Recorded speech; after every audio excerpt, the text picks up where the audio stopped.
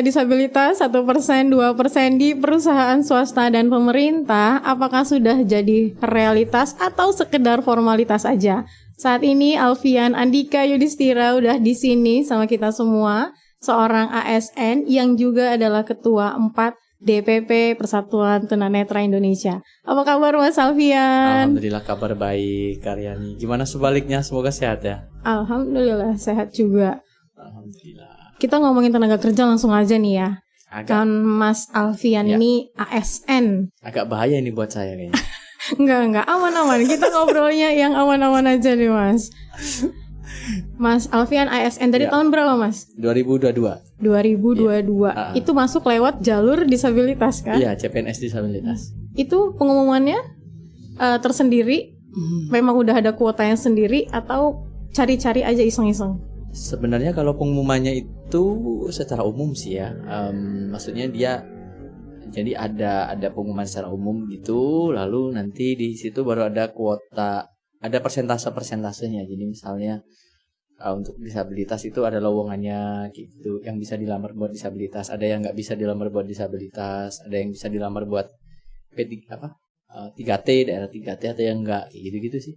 Saat ini di Kementerian Desa dan Pembangunan Daerah Tertinggal. Waktu itu lulusan apa Mas? Aku dulu masuknya pakai antropologi. Tapi memang jurusan yang dibuka itu juga? Iya, kebetulan nggak tahu ya, ini bisa dibilang takdir kayaknya ya. Jadi waktu itu yang buka antropologi untuk disabilitas hanya satu instansi dan satu jurusan. Jadi emang kebetulan gitu ya? Iya, emang kebetulan kayaknya memang lowongan itu buat saya. Sombong aja. Siap. Terus langsung lamar?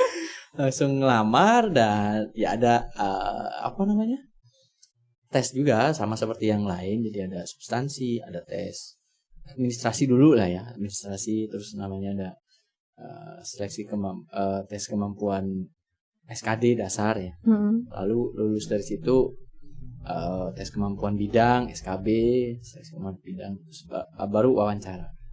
Oke. Itu yang tes tadi itu bisa Mas Alfian ngerjainnya sendiri. Itu kan soalnya mungkin soal kayak kita ujian gitu ya. Iya.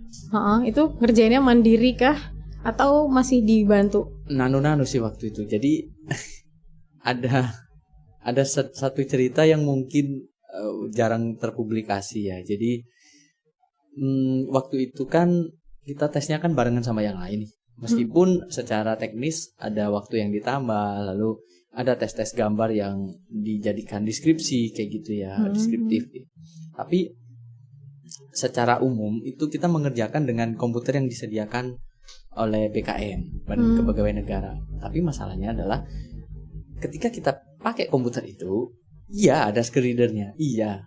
Ketika masuk web, bunyi screen reader-nya, bacain soalnya. Tapi ketika jawab, kita nggak tahu. Karena nggak dibacain sama dia. Si pilihan jawabannya. Iya. Pilihan jawabannya itu nggak dibacain. Sehingga yang waktu di SKD itu, kemampuan dasar itu aku lobby gitu. Aku minta untuk pakai laptopku sendiri. Gitu. Dengan pengawasannya diperketat aku bilangnya waktu itu. Kan mungkin diperkirakan akan nyontek apa segala macam kan. Aku ya udah di ini aja silakan diawasi, terus nanti kalau udah selesai Chrome saya silakan historinya di delete kayak gitu. Jadi saya nggak ngerti alamatnya kemana dan sebagainya. Dan itu masih bisa gitu. Tapi tadi mengatasi yang awal tadi gimana tuh? Nggak bisa diatasi itu. Terus tetap ujian apa dibacain itu, akhirnya? Lobby itu untuk minta pakai laptop sendiri. Ya sebenarnya nggak boleh, tapi ya saya sih memilih untuk waktu itu ya. Kalau nggak boleh saya memilih keluar aja, ngapain? Iya kan? Gitu. Jadi itu masih bisa tuh. Akhirnya ya sudah kita ngerjakan dengan laptopku sendiri.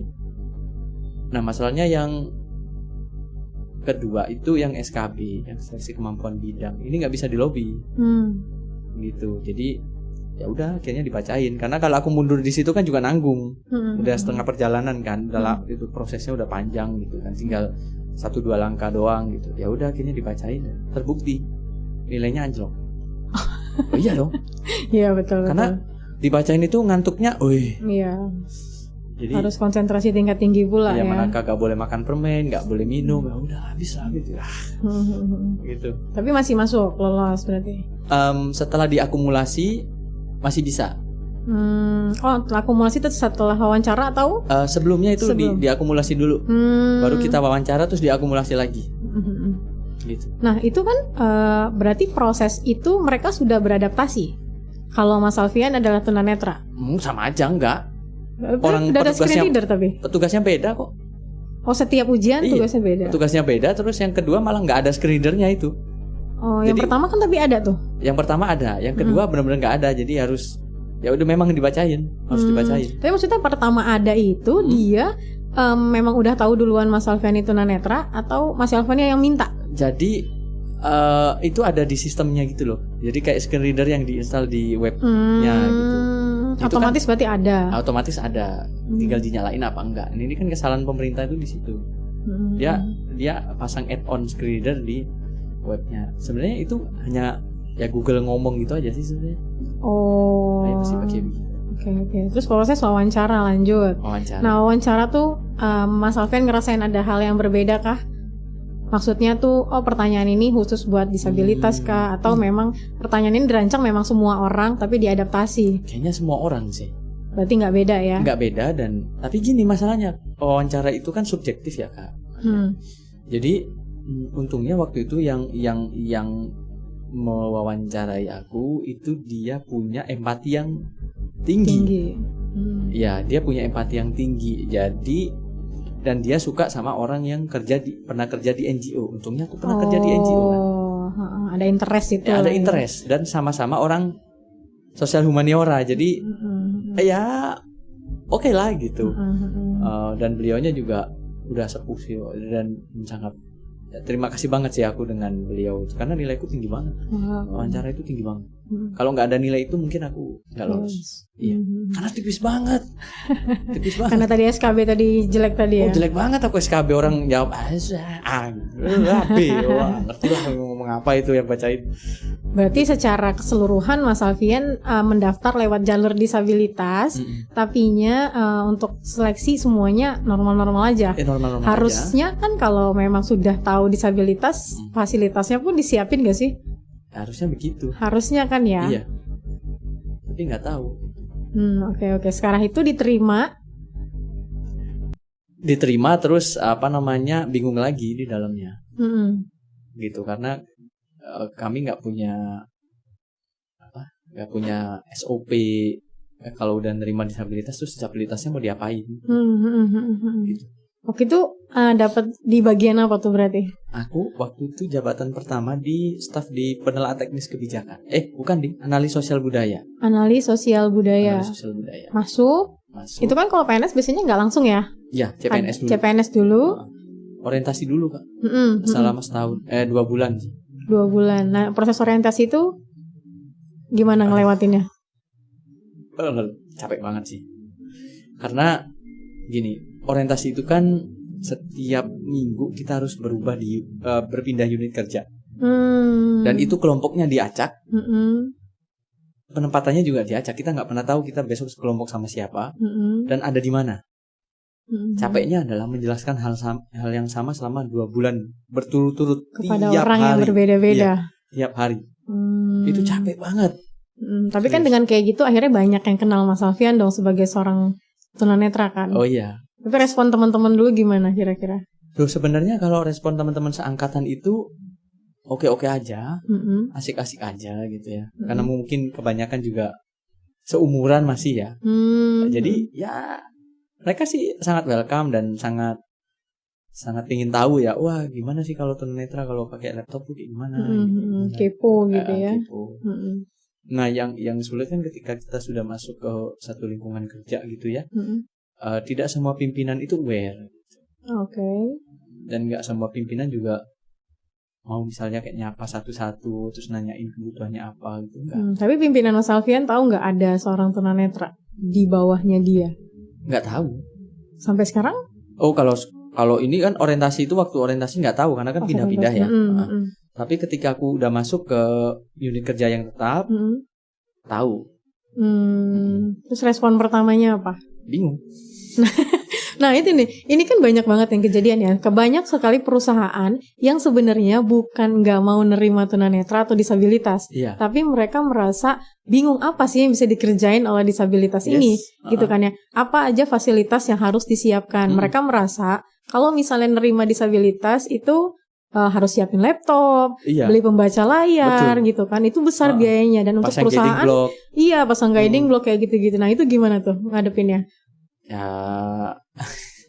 jadi gini, kalau aku waktu itu, karena kan mereka bingung juga.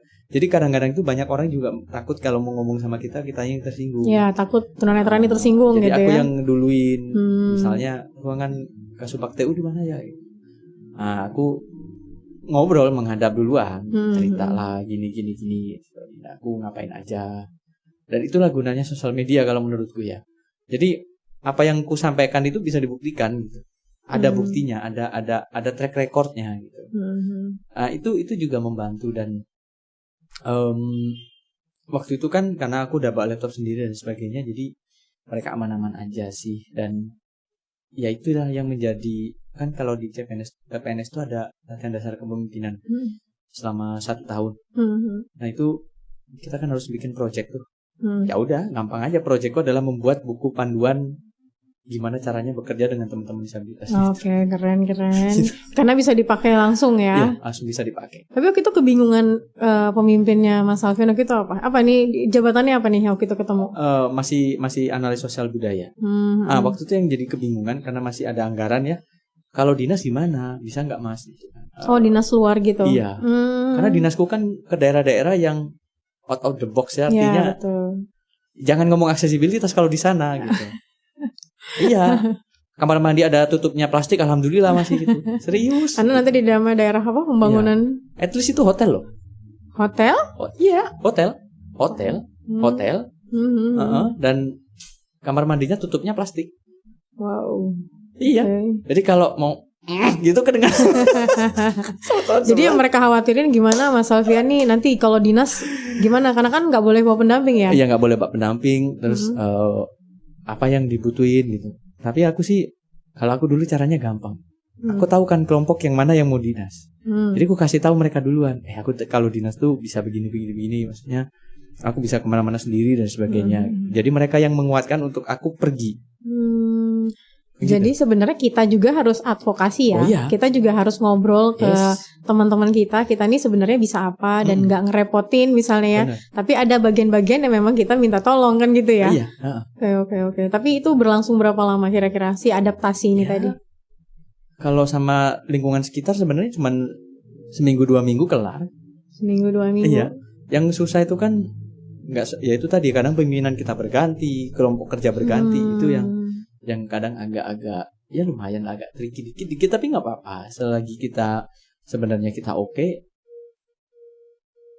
Itu aman-aman aja. Oke, sekarang balik ke judul tadi. 1%, 2%. Nah, Mas Alfian ini kan ada di 2% pemerintahan gitu kan ya. Iya. Menurut Mas Alfian, keberadaan Mas Alfian di sana itu hanya jadi pajangan aja atau memang udah ada karyanya gitu? Oh, memang saya kerja ya kayak karyawan lain nih gitu. Gini, kalau kita mengamati dari, kalau melihat ntar dibilang nggak lihat. Kalau mengamati dari proses masuk dan nggak ada SOP-nya, ya itu kayaknya bisa jadi pajangan doang. Oke. Gitu. Tapi balik lagi pada apa yang bisa kita kontribusikan gitu ya. Kalau nggak ada kerjaannya kita minta, nanya apa yang bisa kita kerjain. Bukan keenakan. Iya, bukan keenakan.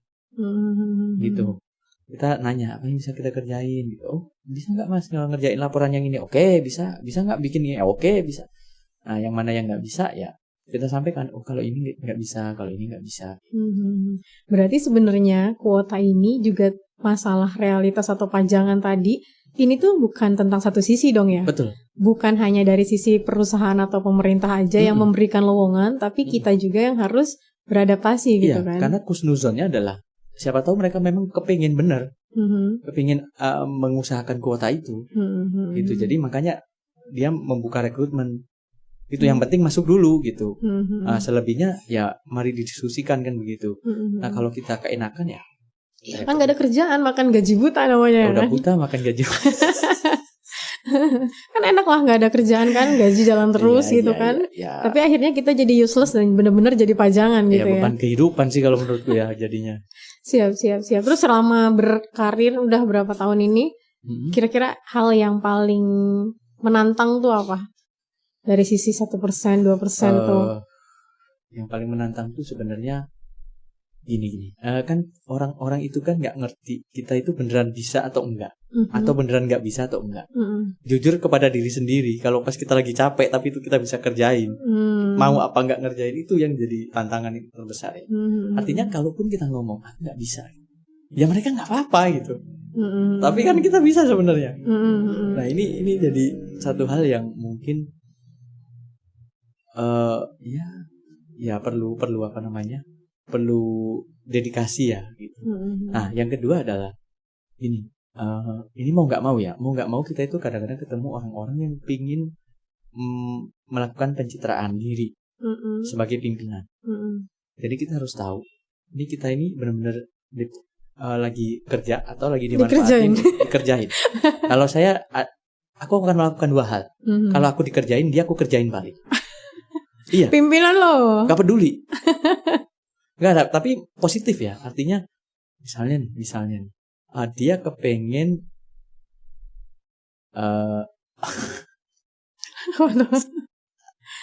gini. Jadi ada satu hal waktu itu. Ini agak nakal ya, tapi salah lu sendiri gitu maksudku. Dia kepengen dilihat bahwa dia peduli, sehingga dia ingin menggandengku dari lantai 11 ke tempat upacara. Gitu. Oke, aku nggak apa-apa. Aku tahu kalau dia tujuannya pencitraan. Aku tahu. Tapi habis itu besoknya aku izin nggak masuk seminggu. Apa hubungannya? Loh, kan dia sudah dicitrakan baik, kita mudah dapat izinnya. Oh, caranya mengambil hati gitu iya maksudnya. Dong. Oh my God. Tapi tentu untuk urusan yang positif ya jangan juga dipakai hal-hal yang negatif kalau menurutku ya.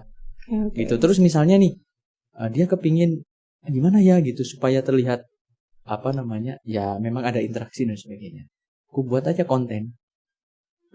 Jadi kontenku naik, dia juga dapat dia dapat pencitraannya, tapi kontenku yang naik. Oke, jadi sosial medianya dipakai untuk menghibur lah ya. Iya. Mengambil hati. Iya. Dengan cara itu. Toh pasti IG-ku, sosial mediaku juga yang naik, bukan sosial medianya beliau. Jadi nggak tahu, ini nakal juga sebenarnya, tapi ya itu untuk menghibur diri kita sih sebenarnya. Gitu. No problem sih. Kalau selama kita nggak buat juga itu sih aman. Aman sebenarnya. Sebenarnya. Karena kan wujud terima kasih juga kan. Betul. Oke, balik lagi ke pas 1%, 2% ini. Pemerintah itu kalau di Kementerian Desa ini udah 2% belum? Kayaknya belum deh. Yang keterima disabilitas yang udah tahu disabilitas belum. Apa? Baru masih disabilitas netra, Daksa ada. Daksa ada. Di Jakarta juga? Jakarta. Karena kami cuma di Jakarta. Yang lain itu balai, cuman nggak banyak. Terus ada yang bicara kalau nggak salah ya, di Birhumas kalau nggak salah. Gitu. Kalau 2%-nya belum ya, tapi gini, karena itu ada masalah juga sebenarnya. 1%, 2% itu kenapa nggak bisa terpenuhi, itu masalahnya itu kompleks banget, Kak. Gitu. Kompleks banget itu masalahnya. Kompleksnya itu dari mana aja? Nah, misalnya nih, program studi yang diminta. Ya kan? Nah, berapa banyak disabilitas yang tidak ya? Yang tidak masuk ke program studi keguruan. Kan sedikit. Padahal kalau di perusahaan atau di pemerintahan yang kementerian pusat itu banyak yang nyarinya bukan guru malahan. Iya, betul. Sedangkan lowongan guru juga susah. Ya kayak antropologi kan, tunanetra mana yang ngambil antropologi? Coba bayangin, ada pendiri kita tercinta ini antropologi. Tapi satu di antara berapa ratus ribu kan? Ya kayaknya yang kedua aku deh. Nah, gitu. Jadi tapi nggak tahu kalau ada lagi ya. Sebenarnya jurusan ini juga buat teman-teman disabilitas jadi tantangan ya. Betul. Karena memang dari satu sisi perusahaan atau pemerintah perlunya jurusan tersebut. Iya. Tapi di sisi lain belum banyak teman-teman disabilitas yang ngambil kuliah di jurusan itu. Makanya kemarin saat banyak advokasi, banyak isu juga yang minta ya disabilitas kalau jurusannya apapun jurusan buat disabilitas gitu ya, tolong dibebaskan jurusannya. Ya itu kontradiktif juga sih. Iya, memang satu sisi kontradiktif, tapi kan memang nggak akan bisa terpenuhi Nggak itu. akan bisa terpenuhi. Kan? Karena kalau kita melihat dari latar belakang program studi itu 1-2% tidak akan bisa terpenuhi. Sampai sama-sama sadar. Artinya sama-sama sadar tuh yang disabilitas juga menyadari bahwa oke, aku harus berkuliah di jurusan-jurusan yang anti mainstream mungkin gitu ya. Dan ada lowongan-lowongan yang memang menyasarnya sudah mulai misalnya nggak apa-apa lah jurusan keguruan, nanti kita kasih pelatihan misalnya sertifikasi kan kayak gitu kan. Gitu. Karena kan kita kalau kuliah ngambil jurusan juga kalau kita ngikut nih, misalnya Kementerian Desa perlunya antropologi. Bisa jadi kan tahun depan yang diperluin bukan antropologi lagi kan? Iya, sampai sekarang nggak ada antropologi lagi. Nah, itu kan jadi satu tantangan juga gitu. Betul, itu tantangan yang luar biasa sih. Sedangkan kita kalau masuk program studi misalnya ilmu komunikasi aja, itu kan beberapa juga nggak aksesibel. Aksesibel gimana? Misalnya nih, kita masuk jurusan ilmu komunikasi kan di situ ada videografi. DKV ya. Iya, ada DKV di situ. Kadang-kadang nggak semua universitas bisa ngasih kelonggaran. Ya ada teman-temannya jurusan di komunikasi disabilitas netra ada juga. Tapi kan sekian persen lah gitu ya. Benar. Oke, terima kasih banyak nih Mas Alfian buat waktunya, seru banget pembicaraan pertama ini. Mungkin Mas Alfian mau ada yang disampaikan dulu nggak ke teman-teman tunanetra mungkin di luar sana, atau mungkin perusahaan swasta dan juga pemerintah yang ragu untuk merekrut seorang disabilitas? Oke, yang pertama untuk teman-teman disabilitas jangan sia-siakan kesempatan, kalau ada peluang ambil aja. Mau lokasinya di mana itu adalah tantangan buat kalian gitu ya. Makanya kemandirian itu penting. Ngerti teknologi itu penting juga gitu. Jadi nggak musimnya kita ngomong ini nggak bisa, jangan-jangan bisa kita aja yang nggak mau belajar gitu. Satu. Yang kedua untuk pemerintah, cobalah mulai disisir lagi apa-apa yang menjadi penting untuk aksesibilitasnya, sehingga undanglah, ada kan sekarang ada beberapa forum ASN inklusif lah, terus ada ikatan guru tunanetra inklusif lah dan sebagainya. Coba mereka undang lah untuk kita diskusi nih, apa misalnya soalnya kayak gimana, sistemnya harus bagaimana, supaya kita benar-benar aksesibel gitu. Yang berikutnya juga ya mari kita sama-sama berdialog gitu ya untuk mencapai kesepemahaman. Kalau memang tidak bisa kita perbaiki semuanya, ya kita satu-satu, kita coba satu-satu dulu. Yang penting itu dari rekrutmennya itu aksesibel. Nanti kita pelan-pelan bikin SOP-nya, misalnya kalau tunanetra jabatannya analis sosial budaya, itu yang bisa dilakuin apa, yang enggak apa. Kalau tuli bagaimana, kalau daksa bagaimana. Jadi kita pelan-pelan bikin itu. Oke.